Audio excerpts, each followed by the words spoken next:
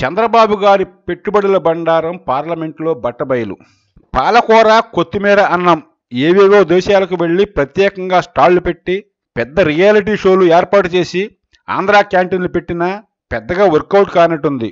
అందుకే వైజాగ్లో కోట్లకు కోట్లు ఖర్చు పెట్టి పాతవి, కొత్తవి, దమ్మున్నవి, దుమ్ముకు కూడా పనికిరానివి, అక్కడికొచ్చేవి, ఫోటోలకు మాత్రమే పనికొచ్చేవి కలిపి నానా కంగాళిగా పెట్టుబడుల ఫోటో షూట్ల సమ్మిట్లు పెడితే ఆ లక్షల కోట్ల ఎంఓయూలు కూడా ఏమీ వర్కౌట్ కానట్లున్నాయి. ఈ మూడేళ్లలో అనేక దేశాలు తిరిగారు, రోడ్ షోలు పెట్టారు, కోట్లకు కోట్లు తగలేశారు.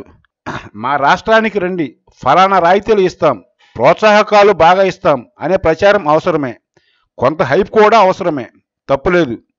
కానీ చేయాల్సిన పద్ధతిలో చేయాలి. రోడ్ షోలు చూసి పెట్టుబడిదారులు వస్తారా? మరీ ప్రజల చెవుల్లో క్యాబేజీలు పెట్టడం కాకపోతే భారీగా ఉద్యోగాలు ఇచ్చేవి, రాష్ట్రానికి ఆదాయపరంగా అక్కడికొచ్చేవి చూసుకుని సెలెక్టెడ్గా వాటితో అవసరమైన సంప్రదింపులు జరిపితే అర్థం ఉంటుంది. కానీ రాష్ట్రానికి లక్షల కోట్ల పెట్టుబడులు వచ్చేస్తున్నాయో అనే శుష్క ప్రచారంతో ఒరిగేదేముంది? ఏపీలో ఈ మధ్య సరైన దిశలో ఉపయుక్త ధోరణిలో సాగిన మంచి ప్రయత్నానికి ఉదాహరణ కియో కార్ల కంపెనీ.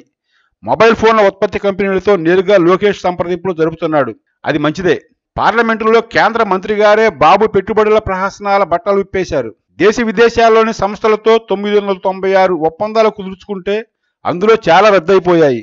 మొత్తం 15 లక్షల కోట్ల పెట్టుబడులకు సంబంధించి 2 సమ్మిట్లలో 1629 ప్రాజెక్టులకు ఒప్పందాలు కుదిరాయి. అందులోనూ మెజారిటీ ఒప్పందాలకు ప్రాజెక్టు రిపోర్టులు కూడా దిక్కులేవు, కొన్ని రద్దయిపోయాయి. చాలా ఒప్పందాలు వివిధ దశల్లో ఉన్నాయని చెబుతున్నారే తప్ప ఈ మూడేళ్లలో సమకూరిన పెట్టుబడుల వ్యవహారంపై ఏవేవో ఏ దశల్లో ఉన్నాయో చెప్పే ఓ శ్వేతపత్రం ప్రకటిస్తే బాగుండు. ఘనంగా చెప్పుకోదగినవి పెద్దగా లేవు, మరెందుకీ ప్రహసనాలు? వైజాగ్ సమ్మిట్ ఎంత హాస్యాస్పదంగా నిర్వహించారో, ఎవరిని పడితే వాడని తీసుకొచ్చి పెట్టుబడిదారులుగా చంద్రబాబుతో ఫోటోలు తీయించారో గతంలోనే చెప్పుకున్నాం. డిపిఆర్లు లేకపోతేనే ఎంఈఓలు ఒక్కొక్కటే అమల్లోకి వస్తాయి, పైగా వివిధ దశల్లో ఉన్నాయి అని వాదించే సెక్షన్ కూడా ఉంటుంది.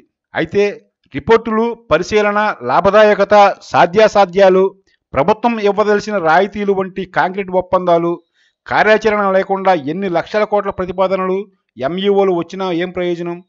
అందుకే అప్పట్లో పరిశ్రమల శాఖ ముఖ్య కార్యదర్శి తన సంతకాలు పెట్టడానికి నిరాకరిస్తే కేంద్రమే పార్లమెంటులో అంత స్పష్టంగా ఈ పెట్టుబడుల అసలు తంతు, ఫలితం ఏమిటో వెల్లడించింది.